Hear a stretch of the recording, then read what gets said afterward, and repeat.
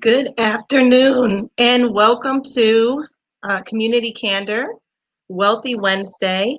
My name is Renee Kent and I'm the Special Projects Manager with Communities First. And our guests today include David Watkins with Level One Bank and Glenn Wilson, the President and CEO of Communities First, Inc. And so, welcome. Before we get started, I'd like to just offer a moment for our speakers to introduce themselves and provide you with a little bit of information about their background and experience. So I'll just go first really quick. As I said, I'm Renee Kent. I have been working in the community development industry for about 20 years now, focused on lending and investing in communities, particularly low and moderate income communities across the state of Michigan, and focusing on providing financial education, grants and sponsorships, and more recently, development and programming opportunities. And so, David, if you'd like to just take a moment to share some information about yourself and your experience. Sure, Renee. Thank you very much for the introduction. My name is David Watkins. I am the Community Development Officer for Level One Bank. I am charged with bringing partnerships and different opportunities that work to the bank, that work for the bank with respect to CRA activities in the community, with CRA meaning Community Reinvestment Act activities. And what we'll talk about today is a lot about what we have, to do with with your finances. So, thank you for the introduction. I've been in banking over, a little bit over 35 years, and I've worked in loss prevention. I've been on national loss prevention committees, and I just got an extensive career. So I won't go into a lot of it, but thank you for the introduction, everyone. Thank you for joining us today. And Glenn Wilson, if you wouldn't mind sharing a little bit of information about yourself and then also talking about this series. I'm Glenn Wilson, President and CEO of Communities First. Always glad to be, here to participate with our partners such as Level One Bank. The reason why we're here is that we wanted to make sure that we're responsive to community needs and community wants. And so we started talking internally as an organization about how we can respond to COVID as far as with community needs. So Renee was getting calls from different partners, small businesses, and people asking, what should we do? And so she started asking a lot of questions about, what do people need? So she did a great job putting together this series with great topics and speakers from that are very trusted sources within the field to try to find ways that we can empower people with the information that they need to not only just get COVID, but to make sure that their businesses can survive or they can survive personally. So Renee, definitely great job on that and pulling this together. And as far as the organization, we're a nonprofit community development organization. We've been around 10 years, so this is our 10-year anniversary, and our motto is about empowering people and building communities. And so we hope today that this information will be empowering for you, that you can build your community however you define community. So I'm looking forward to listening to the information that David has and participating today. Thank you, Glenn. And so the title of today's session is Can You Spot a Scam? Identity Fraud Safeguards for Individuals and Families. So we'll be sharing some information, tools, and tips to help you protect your information and keep you and your family safe from identity theft and some of the scams that are out there. And so before we jump in and get started, just a couple of housekeeping items. Please register. We will be sharing a link on the screen as well as in the comments. So please register. That's how we get information and resources to you. And we can share information about other sessions that we're holding. So again, please register.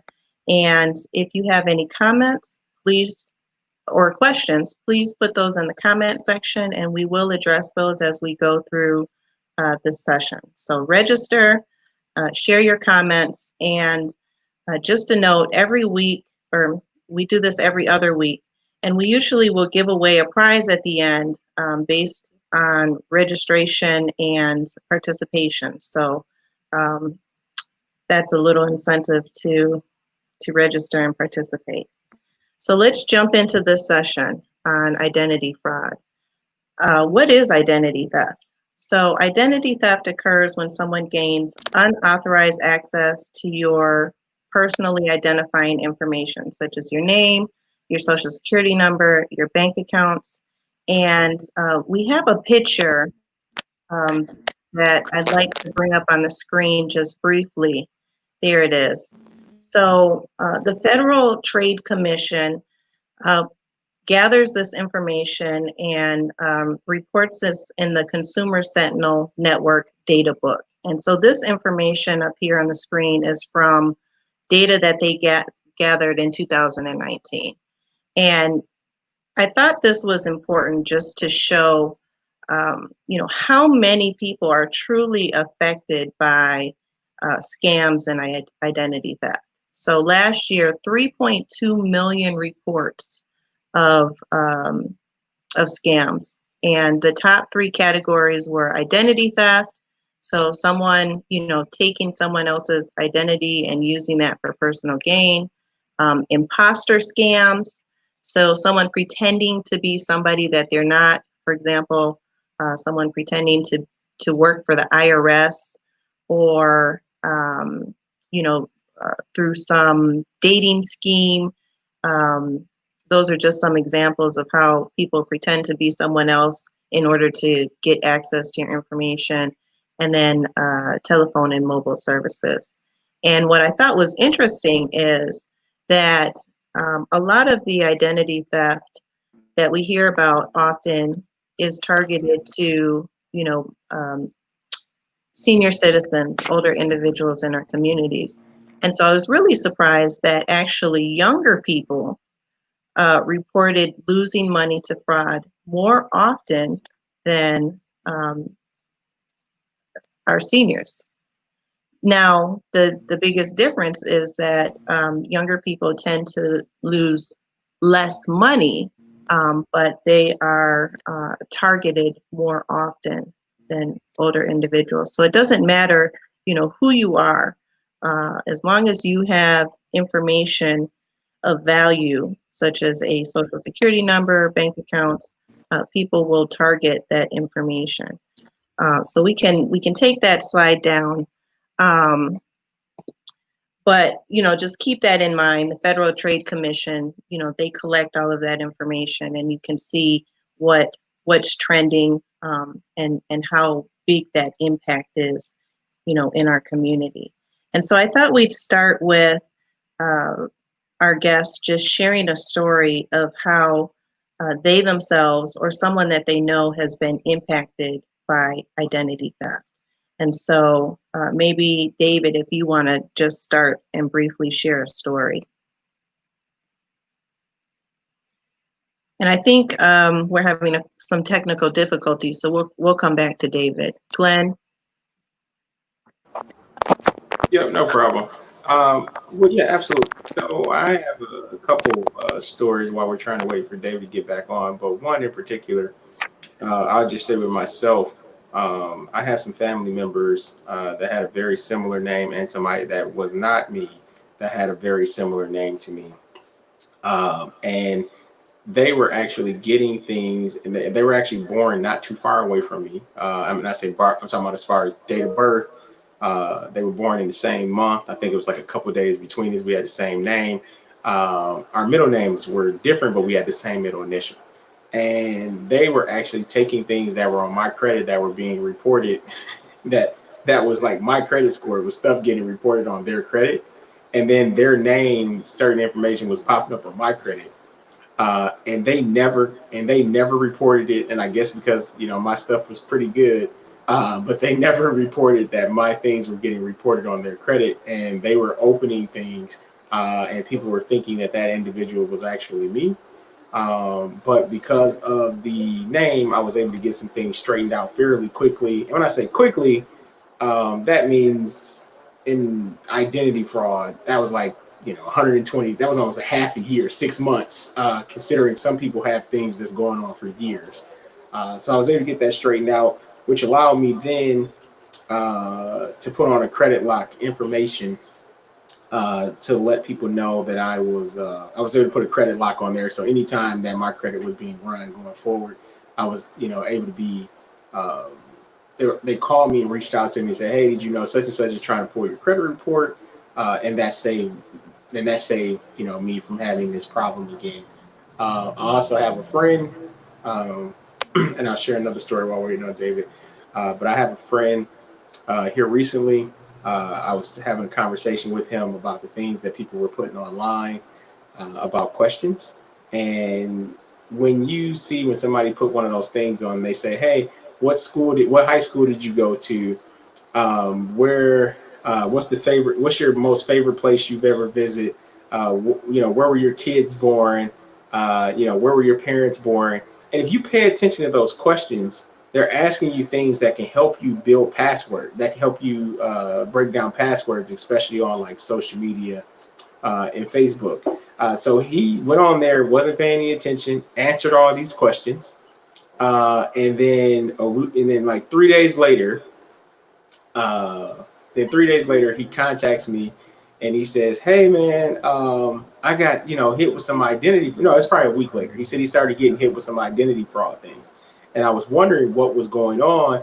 And I said, "Well, didn't you answer that thing that I told you sound like security questions like a week ago?" He was like, "Oh, darn it, sure did." He took it down offline, but just that quick, people were able to bring information together on him, and he had to end up straightening out. I think they opened up 7 or 8 credit cards within like 2 days.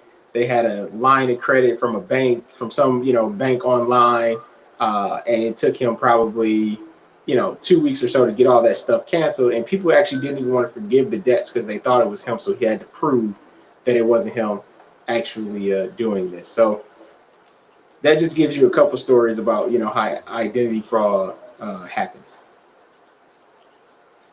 Absolutely. So I read something recently that said that the human imagination and creativity are endless when it comes to stealing things.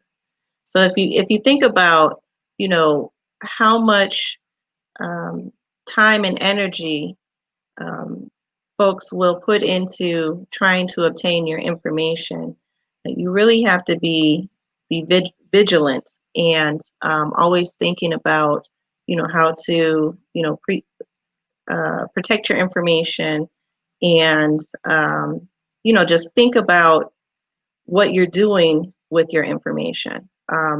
I also read that the common tactics to gain access to your information include dumpster diving, going through your mail, phishing, which is using phony emails to get you to respond to, skimming, which is using electronic devices like on places where you scan your card, and then good old-fashioned pickpocketing and conning.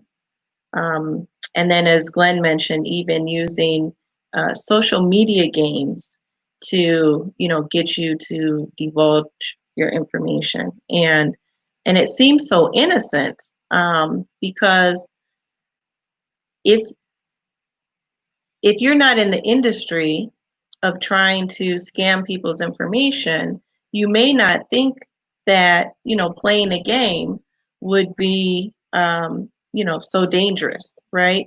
Or you may not think that taking your mail and throwing it away, tossing away mail without shredding it first, who's going to go through your garbage? Well, somebody who's interested in that information because it's valuable. Yeah, and I'll also give you when you mentioned the skimming, I just want to add to that.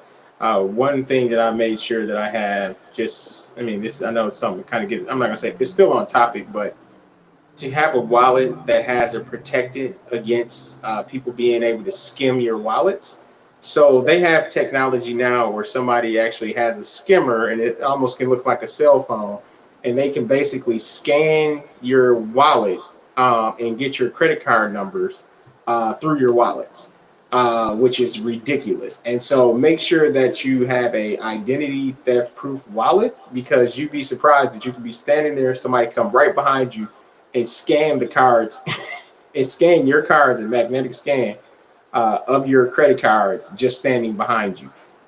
So you're absolutely right about the skimming, and there are so many other different devices.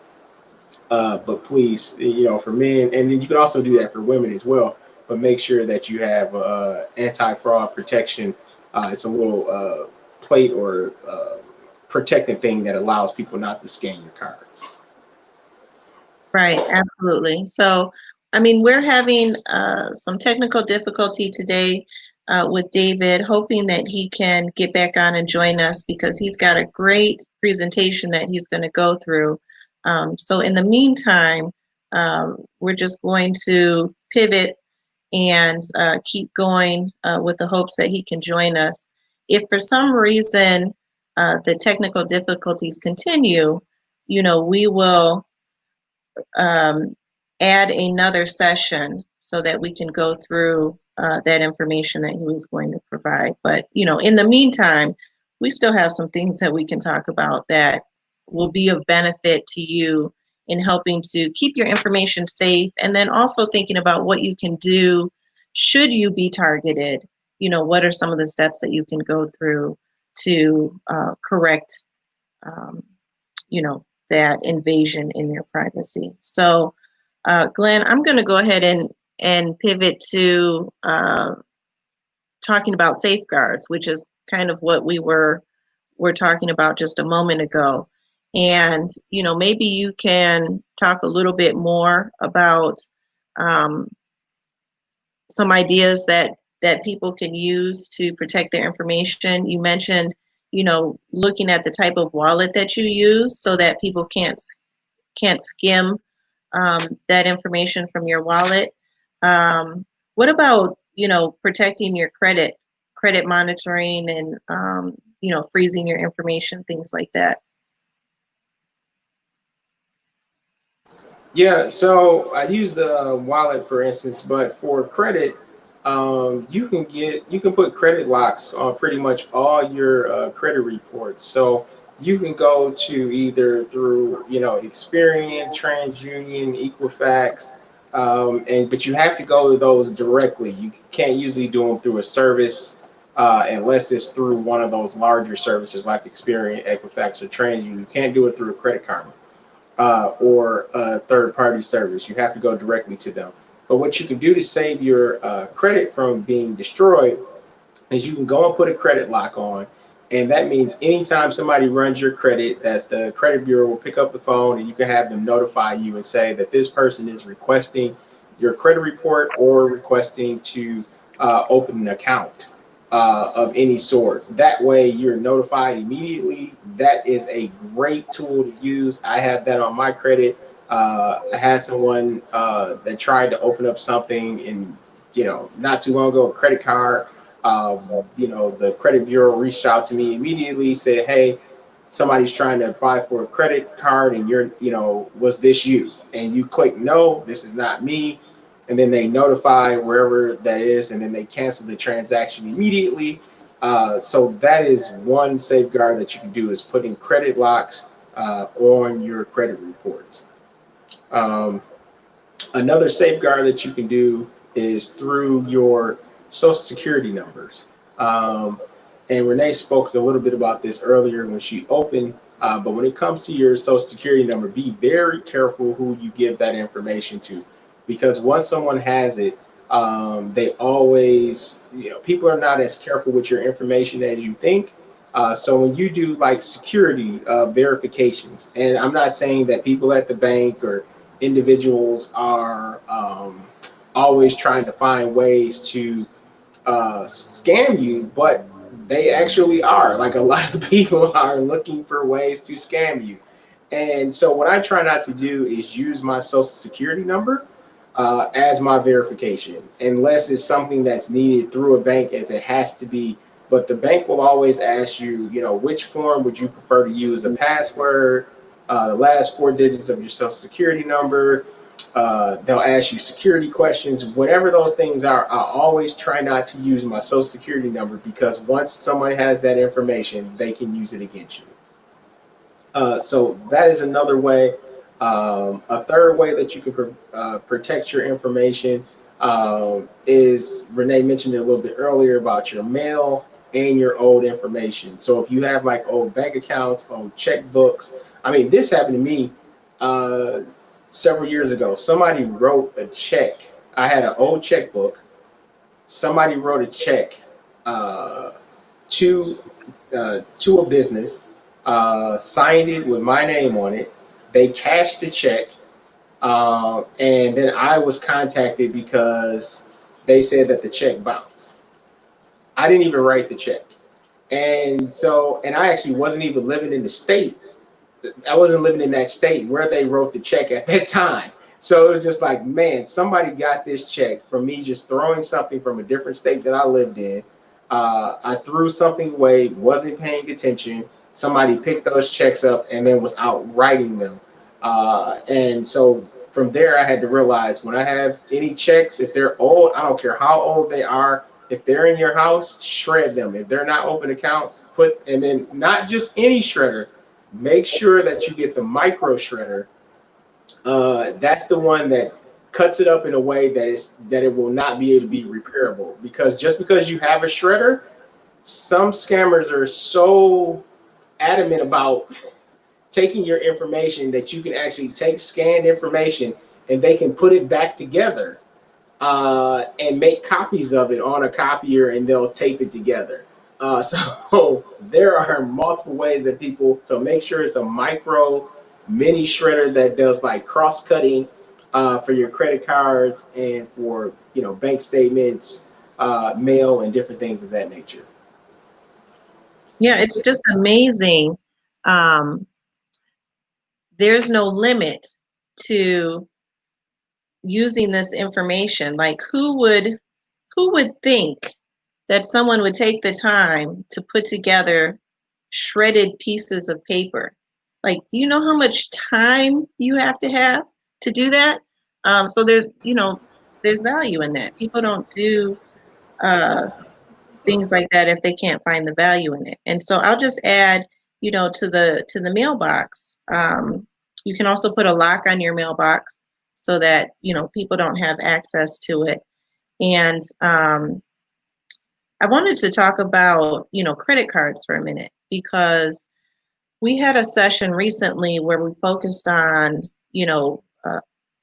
avoiding identity fraud for businesses. And we talked a lot about credit card protection and, protecting your credit card numbers. And so, Glenn, I don't know if you would mind maybe sharing, you in essence talked about, how just ordering food and using a credit card, some things that people can keep in mind with sharing that information. Yeah, this one has been a topic of discussion for a couple of years, and I think, if I'm not mistaken, a law passed, if not at the end of last year, about credit card information being given over the phone because of this particular thing.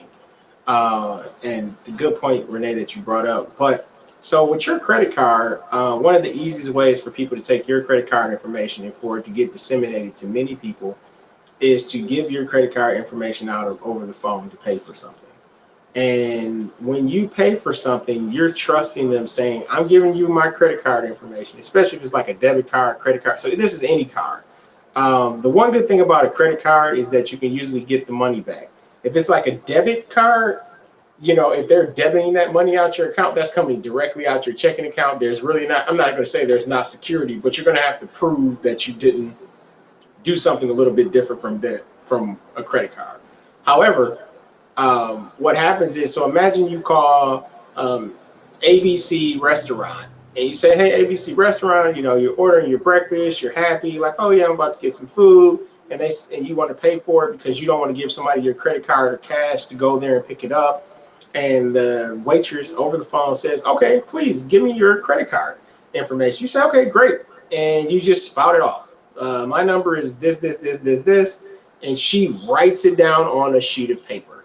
And then when she writes it down on a sheet of paper, you're thinking to yourself, when you gave her that credit card, you thought she was actually you thought she was actually putting that information in the credit card system. And so one thing that I always tell people to do is, please, if you're talking to someone on the phone and you're doing a credit card transaction, if you have to do it, ask them, are you putting this in your system? And they say, yes, I'm putting this in my system. Ask them a very direct pointed question. No.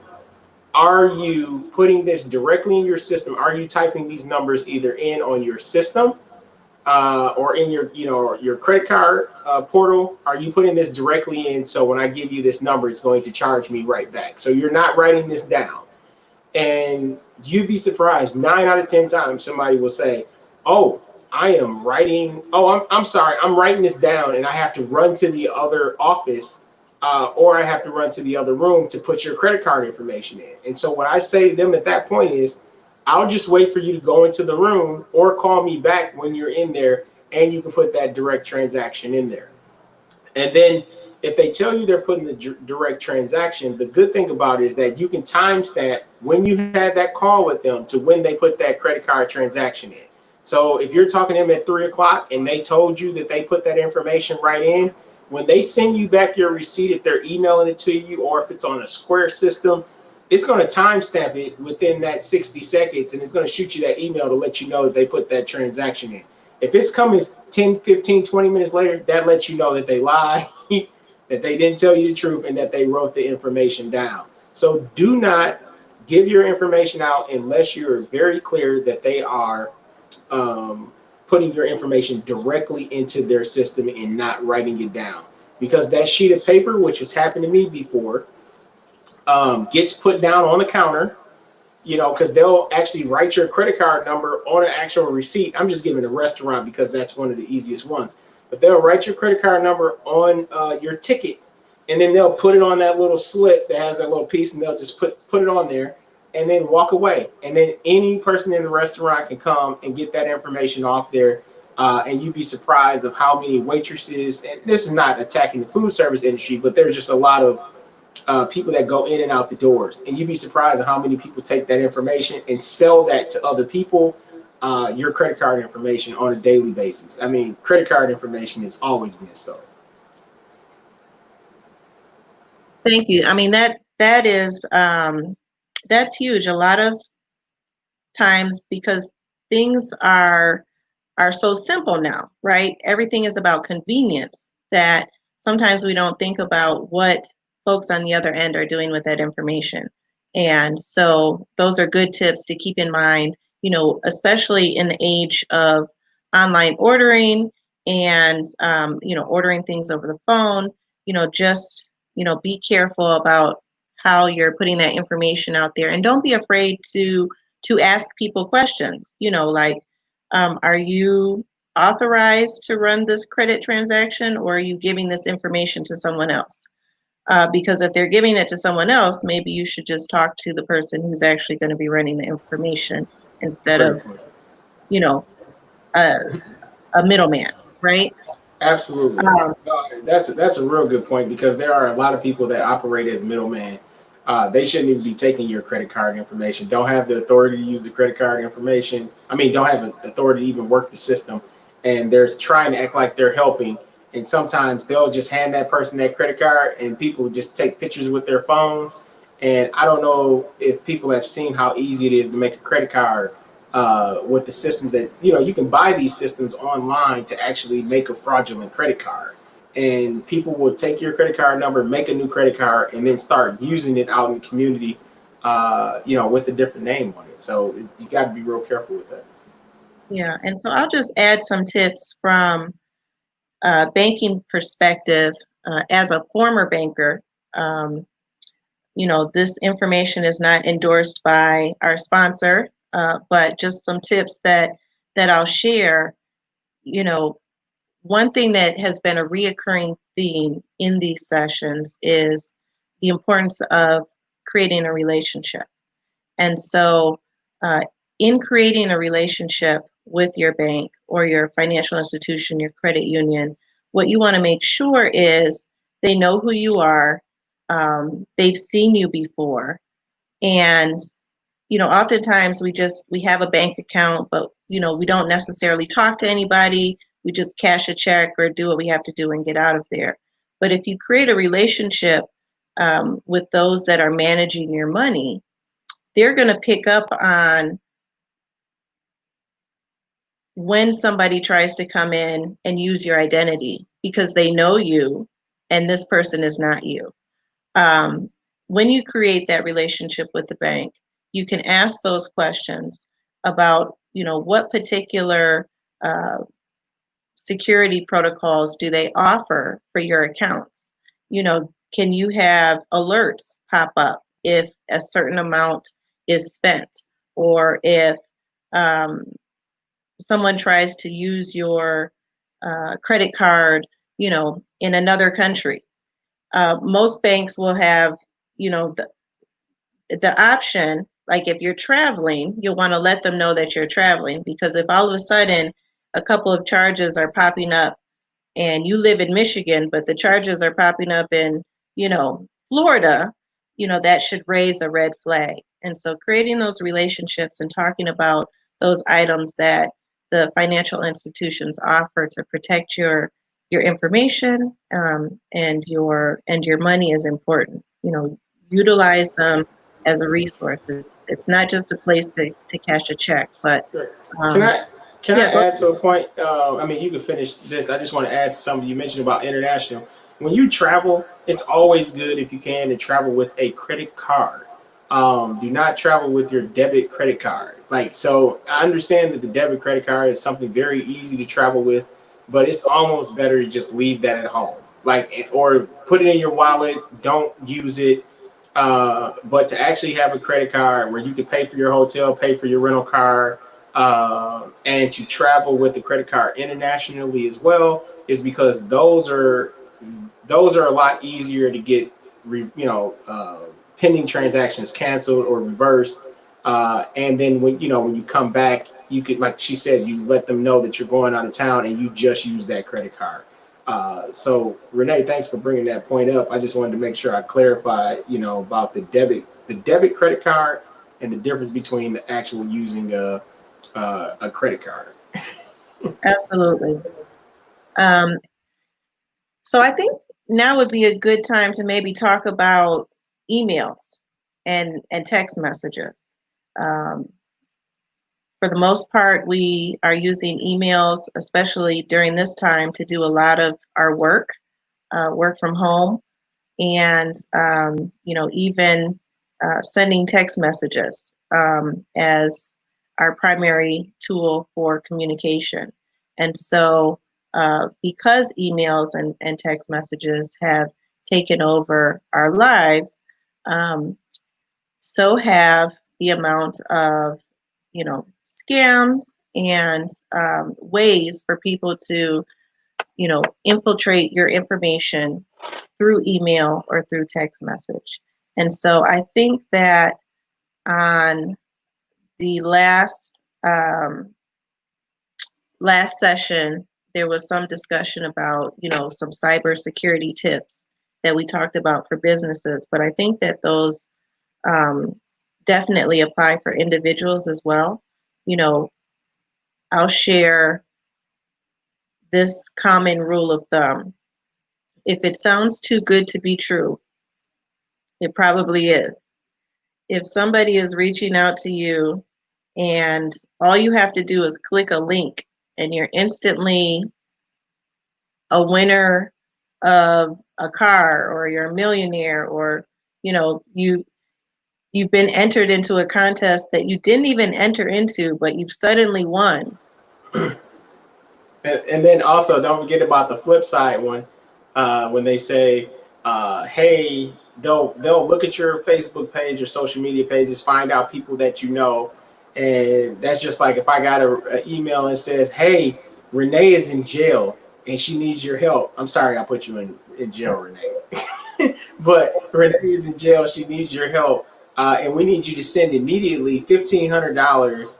And then they'll say U.S., so which lets you know it's usually international hoax. But we need you to send $1,500 U.S. immediately to this Western Union account, or Renee is going to spend the rest of her life in prison and never going to get out. Like, those things are just ridiculous. So you have to be very careful with emails and reading them through.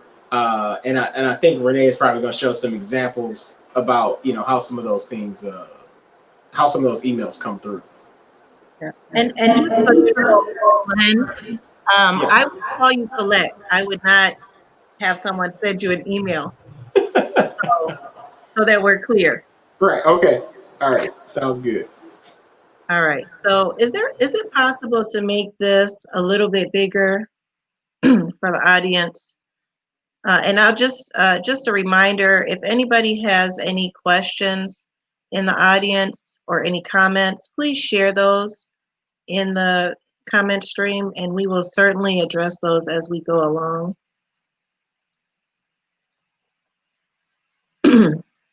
That's a little bit bigger.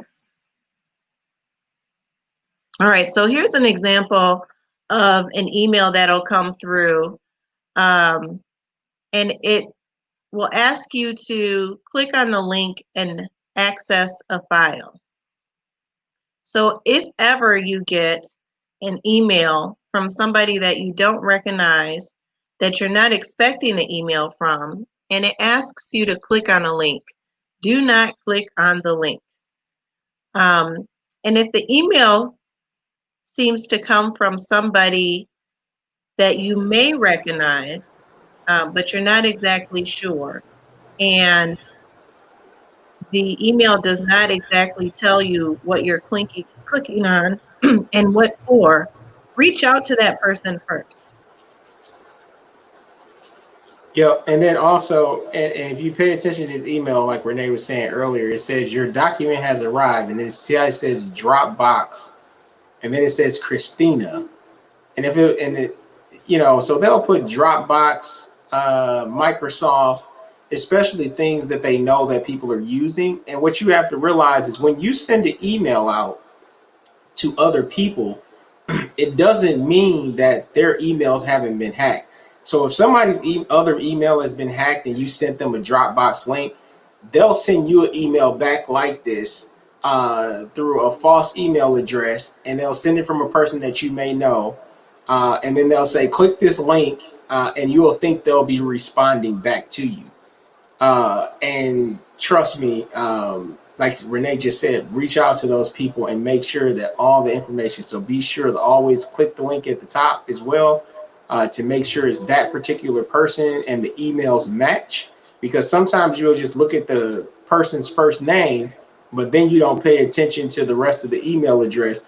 But you'd be surprised at how long some of these names be, and and you'll be able to verify fairly quickly that it's a scam or spam. Yeah, absolutely. And do we have another example? Yeah, so this is a good one. I know I've received, interesting looking emails from accounts that I have, when you think about, who you have your internet service through, or who you have your phone service through, and you'll get an email that looks like it's from them, asking you to click on a link or asking you to verify something. And, if you haven't been in contact with them, and you're getting an email like this, that should definitely be a red flag. And even if you have been in contact with them, it doesn't hurt to just reach out to, call them, reach out to their customer service, and, see what this email is that you're receiving before you click on something that you're not sure why you're receiving it. Yeah, and then one way that people are able to also find ways to get you, caught up in this in these scams as well, is you'll click the email, right? And then say you click this link and it'll take you to some other document and say, oh, please re-enter your email address and password. And you'll say, re-enter my email and password. This logged me out. And it did not log you out. They're just seeking your information so then they can do this same thing to the people in your email thread. So when you're like on Facebook, Instagram, or any of those things, and sometimes you know how you click a link, and sometimes the way you could tell is spam, and some people say, oh, I wonder how I got hacked. And part of the reason why you got hacked is, say somebody sent you an inbox message and said, hey, click this link. You click the link, and the link could be a fake Facebook page, and it'll say, oh, please sign in. You'll put your email, you'll put your password in there, not thinking that you're thinking to yourself, oh, this is just Facebook. And what they're doing to use that is they use that information then to go and hack your email, hack your Facebook, and your other social media pages, find information, and then they'll start sending out emails to people within your world, within your email list. So always go and check your, sent mail and see if people have been receiving difficult mail. And one way to also avoid this is to change, and I think Renee is probably going to talk about this. Sorry if I'm jumping ahead. But to change your password. So if you feel like somebody's been in your email, it's always good to either change your email, either, every 2 weeks, every week, once a month, however you need to do it as a process, just to make sure that it's not a regular email address. And then also do not use one email address that you'll use across 10 different platforms. Thank you, Glenn. So, welcome back, David. I apologize about the technical difficulties, but it's unfortunately it's figured out. I know you're at the end of the session now, but I got it figured out. Unfortunately, now it's a little bit late. That's okay. We are going to turn this into a two-part session. So we've talked a little bit. We were able to wing it, David. We talked through some, scams that we've seen out there, and provided, some information, some details for people to, protect their information. But we really want to come back so that you can share the information that you had, and then we can also talk about, what individuals can do to recover from an identity theft attack on their information. So, no, that sounds good. And again, I apologize about the technical difficulties. I look forward to having that conversation. Absolutely. Okay, fantastic. So I'm going to wrap it up here.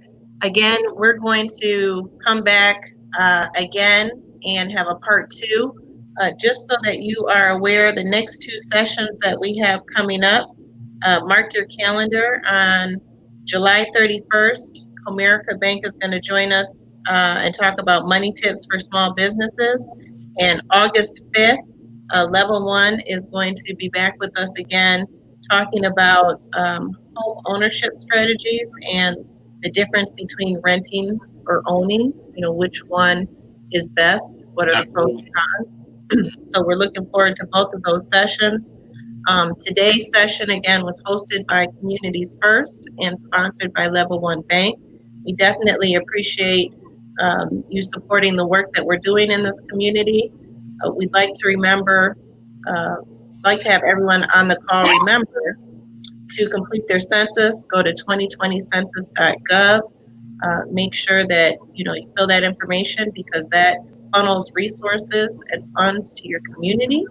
And then finally, thank you for all those that have registered and for those that participated with comments.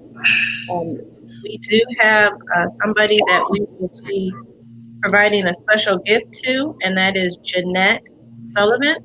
So Jeanette Sullivan, if you can please reach out to us, inbox us, Communities First Inc., so that we can get that prize to you. And that is it for today. We're wrapping up, but we will be back, and we can't wait to share some additional tools and resources with you, so that you can make wealthy decisions for yourself and for your family, as well as for your small business.